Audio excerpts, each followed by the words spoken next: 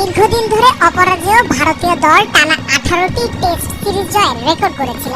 সেই দলই এবার ভেঙে পড়েছে ধারাবাহিকভাবে। নিউজিল্যান্ডের বিপক্ষে 3-0 ব্যবধানে হোয়াইট ওয়াশের পর দক্ষিণ আফ্রিকার কাছেও 2-0 সিরিজ হারের তিক্ত অভিজ্ঞতা হলো বছর না ঘুরতেই।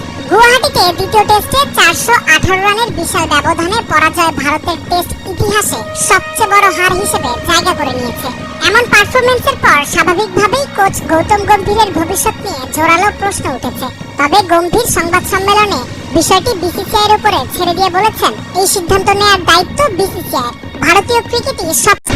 গম্ভীরকে নিয়ে সমালোচনার প্রধান অভিযোগ হলো টেস্ট দলে অস্থিরতা তৈরি করা। প্রথম শ্রেণীর ক্রিকেটকে গুরুত্ব না দিয়ে আইপিএল এর পারফরম্যান্সের উপর ভিত্তি করে দল বানানো, ব্যাটিং অর্ডারে অযথা অদলবদল এবং অলরাউন্ডারের প্রতি অতিরিক্ত ঝোঁক, এসবই আলোচনায়। ওয়াশিংটন সুন্দর যেখানে অফ স্পিনার হিসেবে মাত্র 1টি উইকেট পেয়েছেন, সেখানে দক্ষিণ আফ্রিকার সাইমন হারমান নিয়েছেন 17টি। ভারতীয় সাবেক পেসার ভেঙ্কটেশ প্রসাদও এই কৌশলকে অযৌক্তিক বলে ক্ষোভ প্রকাশ করেছেন।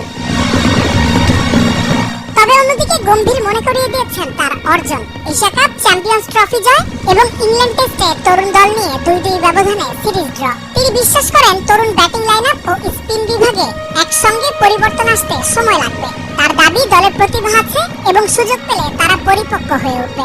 উল্লেখ্য, গম্ভীরের চুক্তি বিসিসিআইয়ের সঙ্গে 2027 সাল পর্যন্ত।